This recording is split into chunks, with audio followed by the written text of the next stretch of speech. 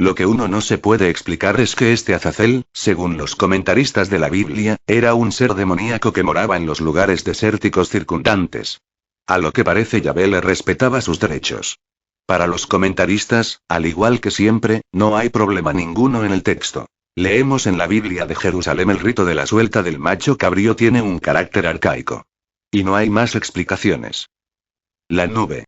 Todavía hay otro aspecto interesantísimo en la manera de actuar de este Yahvé enigmático. Sus variadas formas de presentarse ante Moisés, de las cuales la más ordinaria era la forma de nube durante el día y de una columna de fuego resplandeciente durante la noche. Citamos de la Biblia. Extrañas nubes como estas han sido vistas en muchas ocasiones. ¿Elías podrían darnos una idea de cómo lucía la nube? Cuando se detenía encima del tabernáculo. E iba Yahvé al frente de ellos, de día en una columna de nube para guiarles en el camino y durante la noche en una columna de fuego para alumbrarlos a fin de que pudiesen marchar de día y de noche. La columna de nube no se retiraba del pueblo durante el día ni la columna de fuego de noche. Éxodo 13, 20, 22. Las alusiones a esta misteriosa y desde el punto de vista de la omnística, interesantísima nube, son abundantísimas en todo el Pentateuco. Copio del libro de los Números en el capítulo 9 versículo 15. El día en que erigió la morada, la nube cubrió la morada y la tienda del cuando se levantaba la nube de encima de la tienda, los hijos de Israel levantaban el campamento y en el lugar en que se paraba la nube, acampaban los hijos de Israel. A la orden de Yahvé partían los hijos de Israel y a la orden de Yahvé acampaban. Quedaban acampados todos los días que la nube estaba parada sobre la morada. Si se detenía la nube muchos días sobre la morada, los hijos de Israel cumplían el ritual del culto de Yahvé y no partían. En cambio, si la nube estaba sobre la morada solo de la noche a la mañana y por la mañana se alzaba, ellos partían. Si estaba un día y una noche y luego se elevaba, ellos partían. Si, en cambio, se detenía sobre la morada 2 días, o un mes o un año, reposando sobre ella, los hijos de Israel se quedaban en el campamento y no partían. Pero en cuanto se elevaba partían a la orden de Yahvé acampaban y a la orden de Yahvé movían el campamento. Sobre esta rara nube que servía de vehículo a Yahvé, se podrían escribir muchas páginas.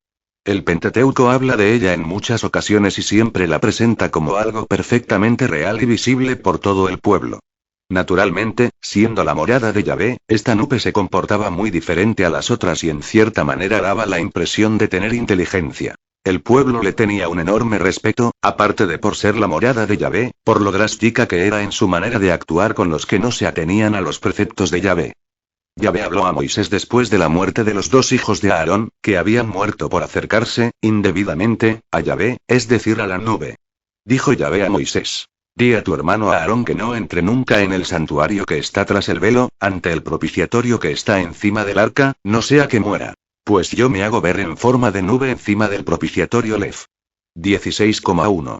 Como podemos ver, acercarse imprudentemente a la nube conllevaba el mismo peligro que hoy conlleva el acercarse sin las debidas cautelas a un ovni. Las radiaciones que en nuestros días han matado a unos cuantos imprudentes, parece que fueron las causas de la muerte de los hijos de Aarón, y por esa misma razón, Yahvé avisa a Aarón que no entre nunca en el santuario no sea que muera. Y muy bien puede esa haber sido también la razón por la que Yahvé le dijo a Moisés cuando éste se acercaba siendo todavía pastor a ver qué era aquella luz que veía flotando en medio de la zarza. No te acerques. Y quítate las sandalias de tus pies. Ex. 3,5. Pero para que el lector tenga todavía una idea más clara de esta rarísima nube y de lo compenetrado que con ella se hallaba Yahvé, copiaré otro texto más del libro del Éxodo, de entre los muchos que hacen referencia a la nube en el Pentateuco. Dijo Yahvé a Moisés: Mira, voy a presentarme a ti en densa nube para que el pueblo me oiga hablar contigo y así te dé crédito para siempre, a lo que hoy llamamos, naves nodrizas ovnis de forma alargada y frecuentemente de gran tamaño, los romanos les llamaban traves vigas, a falta de un mejor término de comparación. El grabador del siglo XVI, no pudiendo imaginárselo de otra manera, plasmó así lo que leía en los textos antiguos. Por ingenua que nos parezca esta ilustración del fenómeno, podemos observar en ella, sin embargo, los mismos rasgos fundamentales que en la nube de Moisés y en las naves nodriza de la ovnilogía de hoy. Forma alargada, de hecho esto coincide con Moisés, ya que ella representa como una columna que echa fuego, resplandor llamarada, el texto de este grabado dice: un meteoro desplazándose de sur a norte hizo resplandecer la noche como si fuera día, y un desplazamiento en el espacio. La nube por la noche tenía el aspecto de una columna de fuego, y se ponía en movimiento, todo el pueblo partía ahí a orden de Yahvé: haz que se purifiquen hoy y mañana. Que laven sus vestidos y estén preparados para el tercer día, porque el día tercero descenderá Yahvé a la vista de todo el pueblo sobre el monte Sinaí. Deslinda el contorno de la montaña y diles: guardaos de subir al monte y aún de tocar sus laderas, porque todo aquel que toque el monte morirá. Pero nadie tocará al culpable sino que éste será lapidado o asaeteado. Sea hombre o bestia, no quedará con vida. Cuando resuene el cuerno, entonces subirán ellos al monte. Al tercer día, al rayar el alba, hubo truenos y relámpagos y una densa nube sobre el monte y un poderoso resonar de trompeta. Y todo el pueblo que estaba en el campamento se echó a temblar. Entonces hizo salir Moisés al pueblo del campamento para ir al encuentro de Dios y se detuvieron al pie del monte. Todo el monte Sinaí humeaba porque Yahvé había descendido sobre él en forma de fuego. Subía humo como de un horno y todo el monte retemblaba con violencia. El sonar de la trompeta se hacía cada vez más fuerte. Moisés le hablaba y Dios le respondía con el trueno. Yahvé bajó al Sinaí, a la cumbre del monte. Llamó Yahvé a Moisés a la cumbre de la montaña y Moisés subió. Dijo Yahvé a Moisés: baja y conjura al pueblo, que no traspase los lindes para ver a Yahvé, porque morirían muchos de ellos. Ex. 19, 9 y sig. Es un largo texto pero está lleno de preciosos detalles para valorar esta nube. Me referiré solo a 3 detalles, a salvo de lo que más tarde diga de otros aspectos que la hacen aún más interesante desde el punto de vista ovnístico. La nube hacía ruido. Moisés, a falta de otros términos con que comparar los diferentes ruidos que hacía la nube, dice que resonaba como un toque de trompeta, añadiendo además que respondía con truenos a lo que Moisés decía y todo el monte retemblaba. Los ovnis en forma de nube o de bolas luminosas que se han visto en la actualidad, también es muy frecuente que hagan ruido, aunque ahora tenemos más términos para comparar el ruido que hacen. Son más bien zumbidos altos o graves, a veces es el fragor fuerte que produciría un reactor pasando a muy baja altura y lo más frecuente que se suele oír son tremendas explosiones. Yo he sido testigo muy cercano de una, que hacen creer a mucha gente que el ovni se ha averiado o desintegrado cuando en realidad no es así. Estas explosiones muy bien podrían ser equiparadas a los truenos de que nos habla Moisés. A primera vista, a más de un lector con mente crítica puede hacérsele extraño que Yahvé llamase desde una nube a Moisés y que Moisés oyese, y más si la nube era tan estruendosa como parece. Sin embargo, en casos modernos que conocemos muy bien, y que en el fondo, según nuestra opinión, son debidos a las mismas causas que actuaban en el Sinaí, estas llamadas se han verificado en unas circunstancias tan adversas como aquellas y en una forma que podría ser igual. En el pueblecito de Garabandal, Santander, España, se produjeron entre 1961 y 1970 una serie de apariciones de alguien que decía ser San Miguel, a 4 niñas del lugar. En muchas ocasiones, cuando las niñas estaban cada una en su casa, recibían lo que ellas llamaban el aviso, es decir, una especie de llamada interna que no solo era inconfundible sino apremiante, para que subiesen a la montaña, al igual que Moisés, porque allí las estaba esperando el ángel. Y de hecho así era. Cuando llegaban, acudiendo a gran velocidad cada una por su lado, la visión estaba en lo alto del cerro esperándolas. Muchos contactados han sentido estas mismas llamadas para que acudan a algún lugar en donde los extraterrestres los están esperando y en muchísimas ocasiones las llamadas no fueron alucinaciones del contactado sino que en realidad cuando llegaron al lugar a donde los citaban, que de ordinario era un lugar apartado y solitario, encontraron al ovni posado en tierra. Por último tenemos el detalle tan importante de la prohibición tajante que hace Yahvé de que no traspasen los lindes y no se acerquen porque morirían muchos de ellos. Ya hemos hablado de las muertes por radiación de algunos imprudentes que se han acercado a un ovni sin haber sido invitados. En este caso cabría la pregunta de por qué Moisés podía hacerlo sin sufrir ninguna consecuencia. La pregunta ya está en parte contestada con la frase sin haber sido invitados. Algunos humanos que han entrado en ovnis, invitados por sus tripulantes, no han sufrido mal alguno. De la misma manera puede ser que a Moisés lo preparase especialmente Yahvé para que no sufriese las consecuencias de la radiación y de hecho algún indicio tenemos de esto cuando leemos en el Éxodo 34, 29. Bajó Moisés del monte Sinaí, y cuando bajó del monte con las 2 tablas en la mano, no sabía que la piel de su rostro se había vuelto radiante, por haber hablado con Yahvé. Luego, hay algo no claramente inteligible sobre un velo que Moisés se ponía sobre el rostro después de haber hablado con Yahvé. Y termina así el capítulo insistiendo en lo mismo.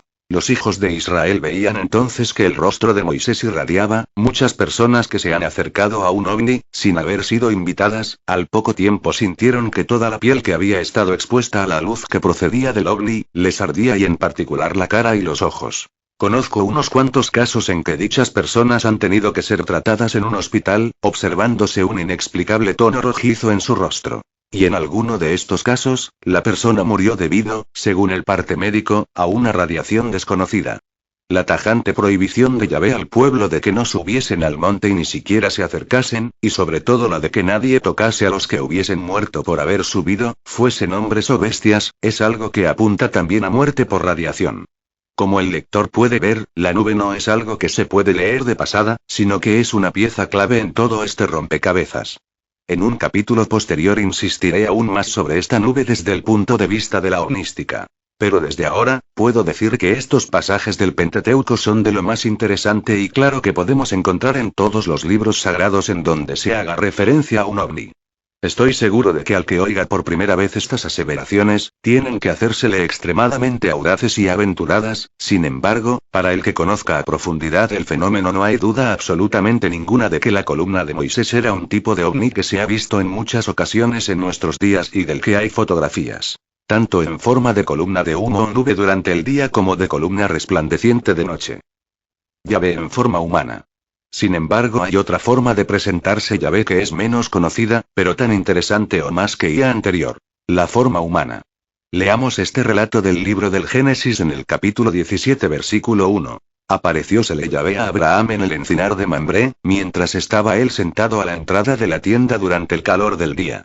Alzando los ojos miró y aquí que estaban delante de él 3 varones. Tan pronto como los vio, corrió a su encuentro desde la entrada de su tienda, y postrándose en tierra, dijo: Señor mío, si he hallado gracia a tus ojos, te ruego no pases de largo ante tu siervo. Permitid que traiga un poco de agua para que os lavéis los pies y descanséis debajo del árbol. Y continúa un poco más adelante en el capítulo 8. Levantáronse de allí los varones y se dirigieron hacia Sodoma y Abraham los acompañó para despedirlos. Entonces se dijo Yahvé de encubrir a Abraham lo que voy a hacer. Dijo pues Yahvé: el clamor de Sodoma y el dolor es grande y sus pecados son extraordinariamente graves. Bajaré para comprobar si han hecho realmente el clamor que ha llegado hasta mí, y si no es así, lo sabré. Partieron desde allí los varones y se encaminaron hacia Sodoma, mas Abraham permanecía todavía en pie delante de Yahvé y acercándose, dijo Abraham: ¿es así que vas a destruir al justo con el impío? Quizás habrá 50 justos en la ciudad. Y alzando Abraham los ojos vio parados delante de él a 3 seres humanos. Génesis 18. 2. 74.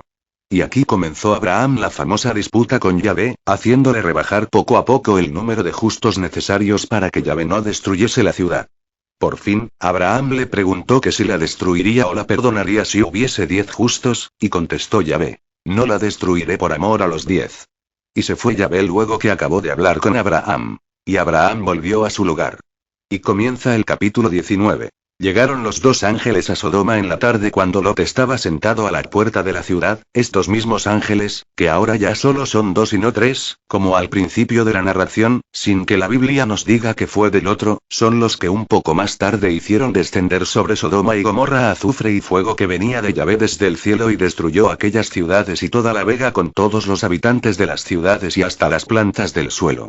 Es un hecho por demás curioso que los escrituristas nunca se han tomado el trabajo de explicar a fondo cómo o por qué Abraham, teniendo delante de sí a 3 varones, dice repetidamente: Señor mío y Yahvé, dirigiéndose a ellos en singular y como si fuese Dios.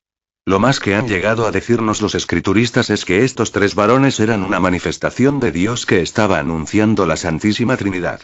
Esto no deja de ser una explicación piadosa, pero a uno no deja de intrigarle la extraña manera de proceder de Yahvé y la extraña manera de consignarlo en la Biblia. Primero eran 3 varones a los que Abraham llama Señor. Luego se convierten en 2, y ya no son ni varones ni Yahvé, sino que son ángeles o Elohim.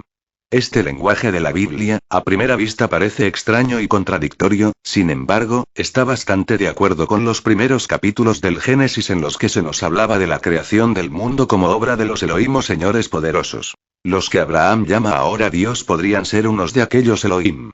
Los celos y la furia de Yahvé contra los Elohim que protegían a los otros pueblos, se vería entonces más justificada, lo mismo que se vería más justificado el respetarle los derechos sobre el macho cabrío que le había tocado en suerte a uno de estos Elohim, Azazel.